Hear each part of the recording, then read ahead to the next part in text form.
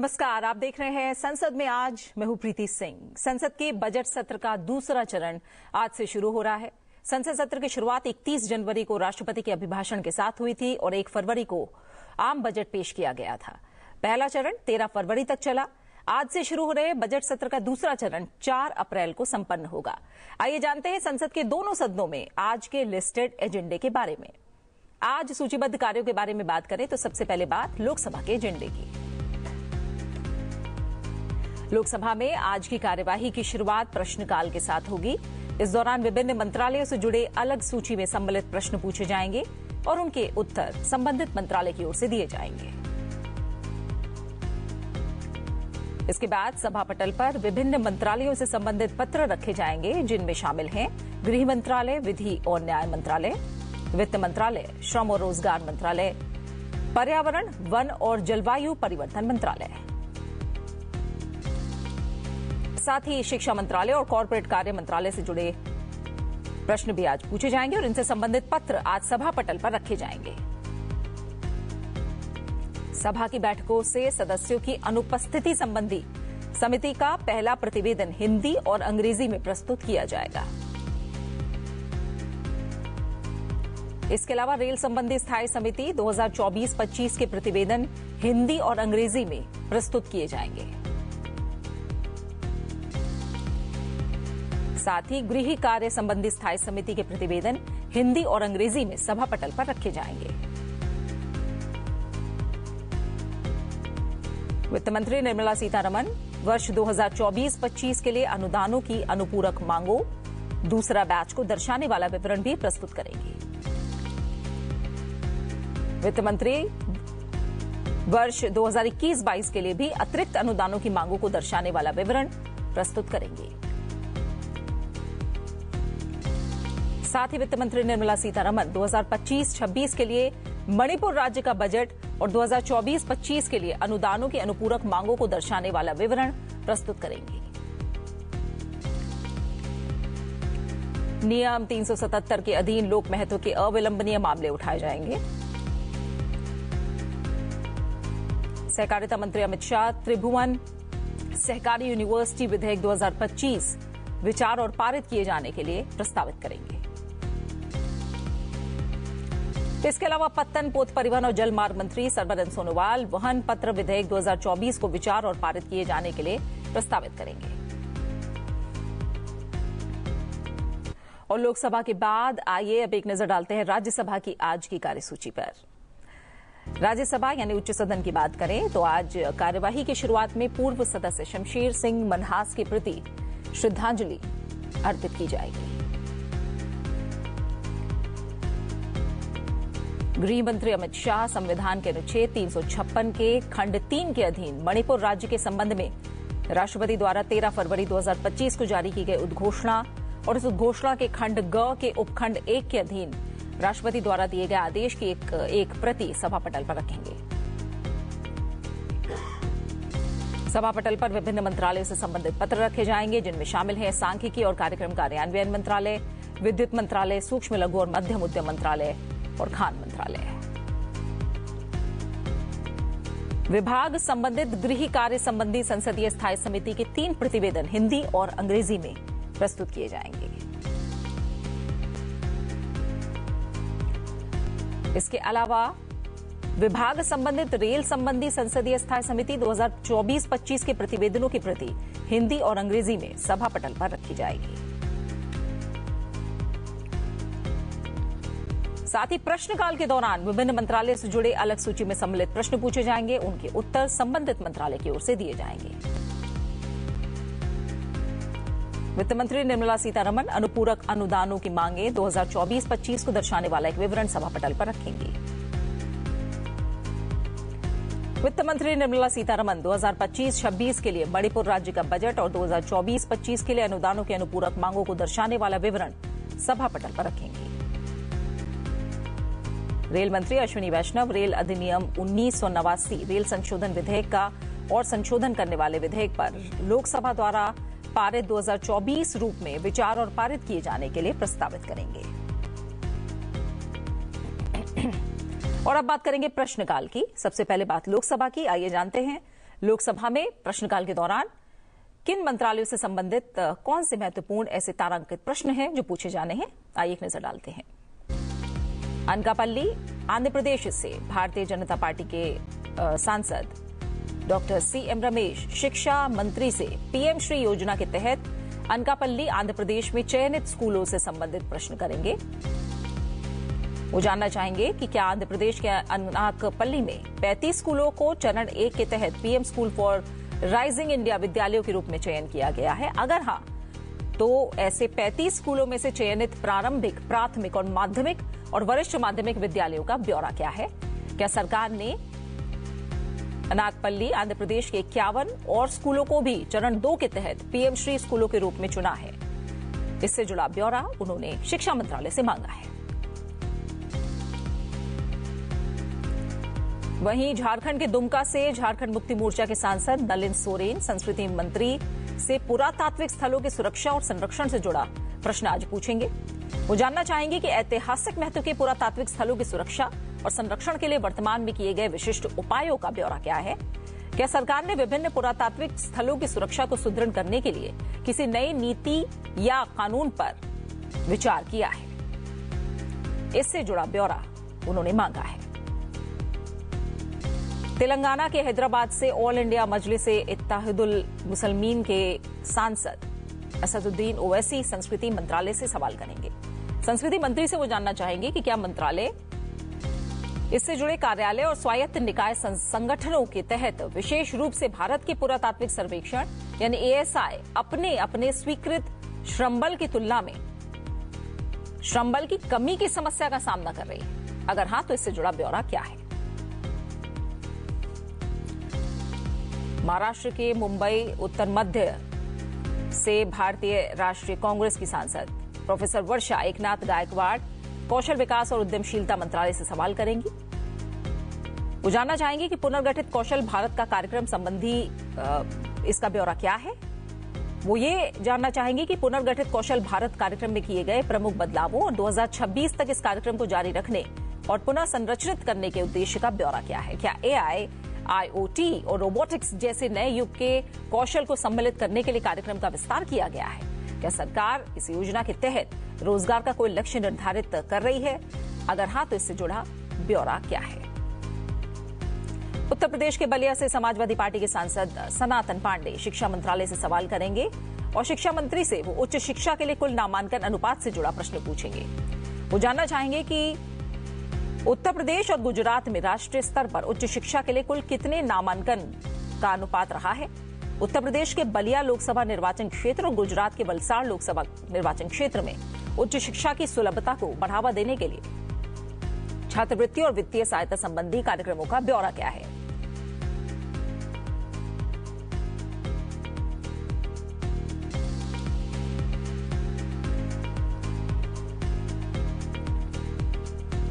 ओडिशा के कालाहांडी से बीजेपी की सांसद मालविका देवी श्रम और रोजगार मंत्रालय से प्रश्न करेंगी और वो श्रमिकों के कल्याण से जुड़ा सवाल पूछेंगी।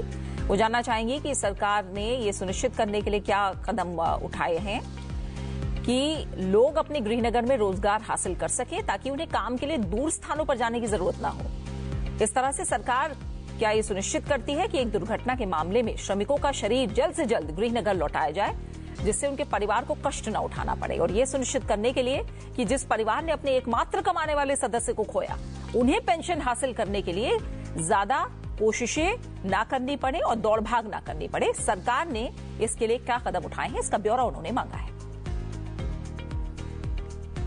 तमिलनाडु के कल्लाकुरिची से डीएमके सांसद मलाइयारासन डी वित्त मंत्रालय से प्रश्न करेंगे। वित्त मंत्री से वो जानना चाहेंगे कि प्रधानमंत्री जनधन योजना के तहत तमिलनाडु में अब तक कितने खाते खोले गए, इन खातों में कुल कितनी राशि जमा की गई। तमिलनाडु और कलकुरिची संसदीय निर्वाचन क्षेत्र के ग्रामीण और अल्प सेवित क्षेत्रों में विशेष रूप से वित्तीय समावेशन और डिजिटल बैंकिंग पर ध्यान केंद्रित करते हुए पीएमजेडीवाई के कार्यान्वयन को बेहतर करने के लिए सरकार ने क्या कदम उठाए हैं। मध्य प्रदेश के जबलपुर से बीजेपी के सांसद आशीष दुबे कौशल विकास और उद्यमशीलता मंत्रालय से प्रश्न करेंगे। वो जानना चाहेंगे कि जबलपुर में कौशल विकास विश्वविद्यालय से जुड़ा ब्यौरा क्या है। वो पूछेंगे कि सरकार का मध्य प्रदेश के जबलपुर में कौशल विकास विश्वविद्यालय स्थापित करने का कोई प्रस्ताव है? अगर हाँ तो इसकी डिटेल्स क्या है? अगर नहीं तो इसके पीछे कारण क्या है? क्या जबलपुर में कौशल विकास की अपार क्षमता है? इससे जुड़ा ब्यौरा उन्होंने मांगा है। राजस्थान के दौसा से भी कांग्रेस के सांसद मुरारी लाल मीणा श्रम और रोजगार मंत्री से रोजगार सृजन और बेरोजगारी भत्ता संबंधी सवाल करेंगे। वो पूछेंगे कि पिछले 5 वर्षों के दौरान सरकारी क्षेत्र, निजी क्षेत्र और विभिन्न सार्वजनिक क्षेत्र के उपक्रमों में राज्यवार कितनी नौकरियां सृजित और प्रदान की गई, इनमें आरक्षित पद कितने हैं, क्या सरकार का बेरोजगार युवाओं को कोई बेरोजगारी भत्ता प्रदान करने का प्रस्ताव है। आंध्र प्रदेश के मछलीपट्टनम से जन सेना के सांसद बालाशौरी वल्लभनेनी युवा कार्यक्रम और खेल मंत्रालय से प्रश्न करेंगे। वो जानना चाहेंगे कि क्या आंध्र प्रदेश के कृष्णा जिले के मछलीपट्टनम के स्टेडिया कॉम्प्लेक्स में 5 करोड़ रुपए की अनुमानित लागत से बनने वाले स्विमिंग पूल के निर्माण का प्रस्ताव, इस पर विचार नहीं किया गया है? अगर हाँ तो इसके डिटेल्स क्या है और अगर नहीं तो इसके कारण क्या रहे हैं? अगर सरकार के पास प्रस्ताव पर पुनर्विचार करने की कोई योजना है, इससे जुड़ा ब्यौरा उन्होंने मांगा है। उत्तर प्रदेश के बांदा से समाजवादी पार्टी की सांसद कृष्णा देवी शिवशंकर पटेल पर्यटन मंत्री से चित्रकूट में पर्यटन विकास से जुड़ा सवाल करेंगी। वो पूछेंगी कि सरकार ने चित्रकूट में धार्मिक और सांस्कृतिक पर्यटन को बढ़ावा देने के लिए क्या कदम उठाए हैं और चित्रकूट को विभिन्न अन्य राज्यों को नए निकटवर्ती पर्यटन स्थलों के साथ जोड़ने के लिए योजनाओं का विवरण क्या है।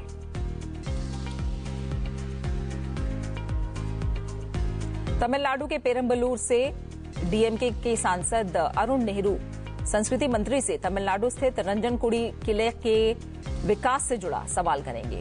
वो पूछेंगे कि क्या तमिलनाडु के पेरम्बलूर शहर से लगभग 16 किलोमीटर उत्तर में स्थित रंजनकुड़ी किला को भारत के पुरातत्व सर्वेक्षण ने राष्ट्रीय महत्व के स्मारक के रूप में मान्यता दी है? अगर हाँ तो इसका विवरण क्या है? नहीं तो ऐतिहासिक महत्व और बढ़ती पर्यटन क्षमता के बावजूद ऐसा ना किए जाने के क्या कारण है? महाराष्ट्र के कल्याण से शिवसेना के सांसद डॉक्टर श्रीकांत एकनाथ शिंदे वित्त मंत्री से प्राथमिकता वाले क्षेत्रों के लिए ऋण संवितरण से जुड़ा सवाल करेंगे। वो पूछेंगे कि 2019 से बैंकों ई वित्तीय विकास के परिणाम स्वरूप कृषि, एमएसएमई और बुनियादी ढांचे जैसी प्राथमिकता वाले क्षेत्रों में ऋण संवितरण का बैंकवार और वर्षवार ब्यौरा क्या है? भारतीय बैंकों ने अपनी सेवा पोर्टफोलियो का विस्तार करने और ग्राहकों की संतुष्टि को बढ़ाने के लिए फिनटेक सहयोग लाभ क्या उठाया है? ओडिशा के बारगढ़ से बीजेपी के सांसद प्रदीप पुरोहित पर्यटन मंत्री से मां रामचंडी मंदिर के विकास से जुड़ा प्रश्न पूछेंगे। वो जानना चाहेंगे कि क्या सरकार के ओडिशा के झारसुगुड़ा के जिले के ब्रजराज नगर में धार्मिक और ऐतिहासिक महत्व वाले मां रामचंडी मंदिर को विकसित करने की कोई योजना है? इससे जुड़ा ब्यौरा वो मांगेंगे और अगर ये योजना नहीं है तो इसके पीछे के कारण उन्होंने अपने प्रश्न के जरिए जानना चाहे हैं। उत्तर प्रदेश के आजमगढ़ से समाजवादी पार्टी के सांसद धर्मेंद्र यादव शिक्षा मंत्री से सवाल करेंगे। वो पूछेंगे कि 2014 से 2024 तक देश भर के आईआईएम और आईआईटी सहित केंद्रीय विश्वविद्यालयों में आरक्षित और अनारक्षित पदों पर विश्वविद्यालयवार नियुक्तियों की संख्या और उनका ब्यौरा क्या है? आंध्र प्रदेश के अमलापुरम से तेलुगु देशम पार्टी के सांसद जीएम हरीश बालायोगी श्रम और रोजगार मंत्री से घरेलू श्रमिकों के कल्याण से जुड़ा प्रश्न पूछेंगे। वो जानना चाहेंगे कि क्या सरकार ने देश भर में घरेलू श्रमिकों का कोई सर्वेक्षण किया है? अगर हाँ तो इसका विवरण क्या है और घरेलू श्रमिकों के कल्याण के लिए सरकार ने क्या कदम उठाए हैं? तेलंगाना के जहीराबाद से कांग्रेस के सांसद सुरेश कुमार शेट्टर वित्त मंत्री से सवाल करेंगे। वो पूछेंगे कि क्या सरकार छोटे निवेशकों के हितों और विश्वास की रक्षा के लिए जमा बीमा के लिए 5 लाख रुपए की वर्तमान सीमा कब को बढ़ाकर 50 लाख करने पर विचार कर रही है? अगर हाँ तो इसका ब्यौरा क्या है और वर्तमान स्थिति क्या है? अगर ऐसा नहीं है तो कारण क्या रहे हैं? इस संबंध में निवेशकों, स्थानीय बैंकों और राज्यों के विचार क्या हैं? उत्तर प्रदेश के धौरहरा से सांसद आनंद भदौरिया पर्यावरण, वन और जलवायु परिवर्तन मंत्री से गंगा नदी में मल संबंधी कॉलीफॉर्म के स्तर से जुड़ा सवाल करेंगे। वो जानना चाहेंगे कि क्या केंद्रीय प्रदूषण नियंत्रण बोर्ड ने हाल ही में नेशनल ग्रीन ट्रिब्यूनल को सूचित किया है कि महाकुंभ के दौरान प्रयागराज में गंगा और यमुना नदी के संगम पर पानी की गुणवत्ता स्नान के लिए प्राथमिक मानकों को पूरा करने में विफल रही है? अगर हाँ तो हरिद्वार से हुगली तक लोकेशन वाइज मल संबंधी कॉलीफॉर्म के स्तर सहित ब्यौरा क्या है? बिहार से झांझरपुर से जनता दल यू के सांसद रामप्रीत मंडल शिक्षा मंत्री से केवीएस में प्रवेश के लिए सांसद कोटा की फिर से बहाली से जुड़ा सवाल करेंगे। वो पूछेंगे कि क्या सरकार का केंद्रीय विश्वविद्यालयों में प्रवेश के लिए संसद सदस्य यानी सांसद कोटा को फिर से शुरू करने का प्रस्ताव दिया गया है, इससे जुड़ा ब्यौरा क्या है और इसे दोबारा शुरू करने की प्रक्रिया और समय सीमा क्या है, अगर नहीं तो क्या कारण रहे हैं। मध्य प्रदेश के मंडला से बीजेपी के सांसद डॉक्टर फग्गन सिंह कुलस्ते संस्कृति मंत्री से चिन्हित स्मारकों के रखरखाव और अनुरक्षण संबंधी सवाल करेंगे। वो पूछेंगे कि क्या सरकार का चिन्हित स्थलों या स्मारकों, इमारतों के रखरखाव और अनुरक्षण का कोई प्रस्ताव है, इससे जुड़ा ब्यौरा क्या है और कितनी चिन्हित स्थलों या इमारतों की मरम्मत की गई है और इनके रखरखाव के लिए क्या कोई योजना है, अगर हां तो कितने जनजातीय विकास खंडों को सम्मिलित किए जाने की संभावना है। वहीं बजट सत्र के दूसरे दिन के दूसरे चरण में लोकसभा में प्रश्नकाल के दौरान कॉर्पोरेट कार्य, संस्कृति, शिक्षा, पर्यावरण, वन और जलवायु परिवर्तन, वित्त, श्रम और रोजगार, कौशल विकास और उद्यमशीलता, पर्यटन और युवा कार्यक्रम और खेल मंत्रालय से संबंधित कुल 20 मौखिक प्रश्न पूछे जाएंगे, जिसका जवाब संबंधित विभाग के मंत्री देंगे।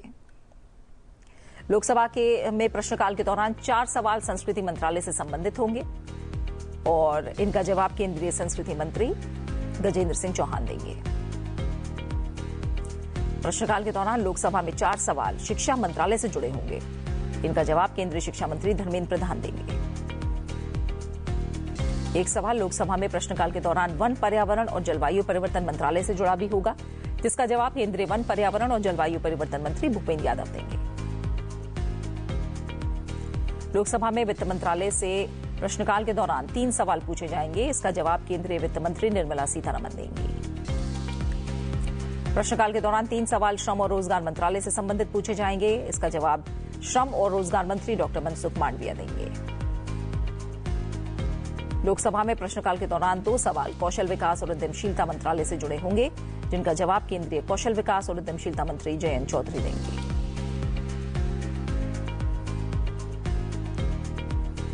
प्रश्नकाल के दौरान 2 सवाल पर्यटन मंत्रालय से संबंधित पूछे जाएंगे, जिसका जवाब केंद्रीय पर्यटन मंत्री गजेंद्र सिंह शेखावत देंगे। एक सवाल प्रश्नकाल के दौरान लोकसभा में युवा कार्यक्रम और खेल मंत्रालय से जुड़ा भी होगा, जिसका जवाब केंद्रीय युवा कार्यक्रम और खेल मंत्री डॉक्टर मनसुख मांडविया देंगे। और आइए अब जानते हैं राज्यसभा में पूछे जाने वाले प्रश्नों के बारे में। राज्यसभा में कुल 15 प्रश्न आज पूछे जाने हैं। एक नजर इन सवालों पर। राज्यसभा में प्रश्नकाल के दौरान पहला सवाल आवासन और शहरी कार्य मंत्रालय से जुड़ा होगा। एमडीएम के सांसद वाइको जानना चाहेंगे कि चेन्नई मेट्रो रेल परियोजना के लिए केंद्र सरकार द्वारा प्रतिबद्ध निधियों का ब्यौरा क्या है और पिछले 3 वर्षों के दौरान वर्षवार स्वीकृत और जारी की गई निधियों का ब्यौरा क्या है। राज्य सरकार के कई अनुरोधों के बावजूद चेन्नई मेट्रो रेल परियोजना के लिए स्वीकृत निधियों को जारी न करने के क्या कारण हैं। साथ ही वो मदुरै मेट्रो रेल परियोजना और कोयम्बटूर मेट्रो रेल परियोजना के विषय में भी प्रश्न पूछेंगे। टीएमसी सांसद सागरिका घोष का सवाल रक्षा मंत्रालय से होगा। वो पूछेंगे कि पश्चिम बंगाल में सरकार से पेंशन प्राप्त करने वाले सशस्त्र बलों के कुल कितने सेवानिवृत्त सैनिक हैं। पिछले 3 वर्षों के दौरान पश्चिम बंगाल राज्य से इन सेवानिवृत्त सैनिकों को कुल कितनी पेंशन निधि आवंटित की गई है। क्या सरकार सेवानिवृत्त सैनिकों के लिए पेंशन बढ़ाने की योजना बना रही है। बीजेपी सांसद नीरज शेखर जल शक्ति मंत्रालय से पूछेंगे कि क्या सरकार भूजल में आर्सेनिक संदूषण के उन्मूलन और इसके स्थायी समाधान के लिए मंत्रालय के तहत अनुसंधान और विकास स्थापित करने का प्रस्ताव रखती है। अगर हां तो ब्यौरा क्या है, अगर नहीं तो कारण क्या है। वित्तीय वर्ष 2025-26 के लिए भूजल में आर्सेनिक संदूषण के उन्मूलन के लिए आवंटित धनराशि का ब्यौरा क्या है और केंद्रीय बजट में इस बार बजटीय आवंटन से बाहर की जाने वाली परियोजनाओं का ब्यौरा क्या है। बीजेपी सांसद बाबूराम निषाद का सवाल नागरिक उड्डयन मंत्रालय से होगा। वो जानना चाहेंगे कि विमान घटकों के घरेलू विनिर्माण को बढ़ावा देने के लिए सरकार द्वारा अपनाए जा रहे विशिष्ट उपाय क्या हैं। एरोस्पेस विनिर्माण में कौशल विकास और कार्यबल प्रशिक्षण को बढ़ाने के लिए क्या पहल की जा रही है। क्या सरकार विमान घटक विनिर्माण पारिस्थितिकी तंत्र में एमएसएमई को शामिल करने की योजना बना रही है। इससे जुड़ा ब्यौरा क्या है। आम आदमी पार्टी के सांसद डॉक्टर अशोक कुमार मित्तल आवासन और शहरी कार्य मंत्रालय से प्रश्न करेंगे। वो जानना चाहेंगे कि शहरी बुनियादी ढांचे के लिए आवश्यक निधियों और वर्तमान में उपलब्ध निधियों के बीच अंतर को दूर करने के लिए क्या कदम उठाए जा रहे हैं? शहरी बुनियादी ढांचा परियोजनाओं को सीमित सरकारी संसाधनों पर अत्यधिक निर्भरता के बिना पर्याप्त रूप से वित्त पोषित करने के लिए क्या रणनीतियां लागू की जा रही हैं? शहरी बुनियादी ढांचे के विकास के लिए निजी निवेश को आकर्षित करने के लिए क्या पहल की जा रही है? और 2030 से 2047 के लक्ष्य को पूरा करने के लिए इस पर विस्तृत रिपोर्ट क्या है?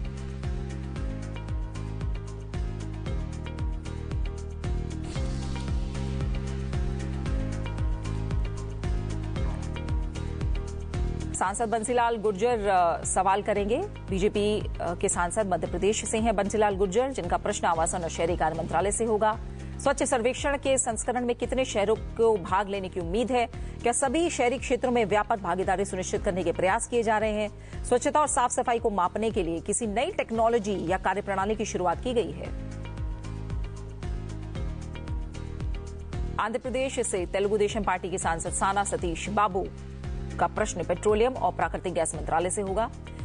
वो जानना चाहेंगे कि क्या सरकार ने शहरी गैस वितरण नेटवर्क में कंप्रेस्ड बायोगैस डालने के लिए पाइपलाइन इंफ्रास्ट्रक्चर का विकास पहल के कार्यान्वयन के संबंध में कोई लक्ष्य निर्धारित किया है? आंध्र प्रदेश में विशेष रूप से काकीनाडा जिले में शहरी गैस वितरण नेटवर्क पहल में कुल लाभार्थियों की संख्या का जिलावार ब्यौरा क्या है? झारखंड से भारतीय जनता पार्टी के सांसद प्रदीप कुमार वर्मा का सवाल रक्षा मंत्रालय से होगा। वो पूछेंगे कि वन रैंक वन पेंशन योजना के तहत पेंशन का समय पर वितरण सुनिश्चित करने के लिए क्या कदम उठाए जा रहे हैं और इसे मुद्रास्फीति और आर्थिक बदलावों के साथ जोड़ने की कोई योजना है? उत्तर प्रदेश, पंजाब, राजस्थान जैसे राज्यों में जहां बड़ी संख्या में पूर्व सैनिक रहते हैं, वहां उनके पुनर्वास और रोजगार के लिए शुरू की गई राज्य विशिष्ट पहलों का ब्यौरा क्या है? राजस्थान से भारतीय जनता पार्टी राजस्थान से कांग्रेस के सांसद प्रमोद तिवारी का सवाल नागर विमानन मंत्रालय से होगा। वो पूछेंगे कि सरकार ने कोहरे के कारण उड़ान में आने वाली बाधाओं के मद्देनजर उड़ान सुगमता के संबंध में सभी हितधारकों के साथ कई बार परामर्श बैठकें की हैं। मौसम की स्थिति से प्रभावित व्यस्ततम समय के दौरान यात्रा को सरल बनाने, देरी को कम करने, सुगम बनाने के लिए अब तक क्या प्रमुख पहल की गई है? झारखंड से भारतीय जनता पार्टी के सांसद दीपक प्रकाश का प्रश्न कोयला मंत्रालय से होगा। वो पूछेंगे कि कोल इंडिया लिमिटेड ने सेंट्रल कोलफील्ड्स लिमिटेड और भारत कोकिंग कोल लिमिटेड से कॉर्पोरेट सामाजिक उत्तरदायित्व के अंतर्गत किए गए कार्यों का ब्यौरा क्या है? इसके लिए किन साधनों का प्रयोग किया गया? 2 वर्षों के दौरान सीसीएल और बीसीसीएल द्वारा कितने विस्थापितों के पुनर्वास की व्यवस्था की गई है? केरल से कांग्रेस एम के सांसद जोस के मणि का सवाल आवासन और शहरी कार्य मंत्रालय से होगा। वो पूछेंगे कि सरकार बड़े शहरों में शहरी बाढ़ के प्रभाव को कम करने के लिए व्यापक शहरी बाढ़ प्रबंधन योजनाओं को विकसित करने और उन्हें कार्यान्वित करने के लिए क्या कदम उठा रही है? ओडिशा से बीजेपी के सांसद सुजीत कुमार का प्रश्न कोयला मंत्रालय से होगा।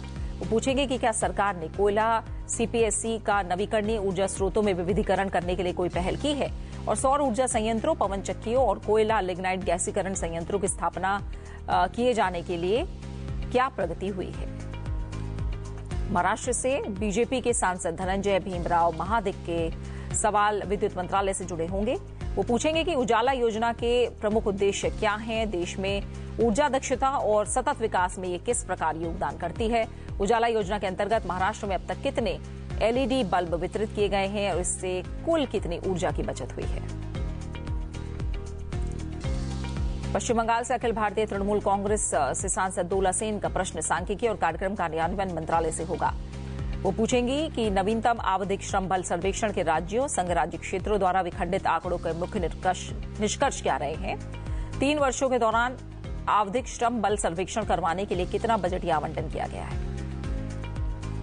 तमिलनाडु से डीएमके के सांसद पी विल्सन विद्युत मंत्रालय से प्रश्न करेंगे। वो पूछेंगे कि क्या केंद्रीय सरकार तमिलनाडु सरकार के अनुरोध के अनुसार राज्य को अपतटीय पवन चक्कियों से उत्पादित बिजली को केंद्रीय संपर्क की जगह राज्य संपर्क के माध्यम से आवंटित करने की अनुमति देने पर विचार करेगी?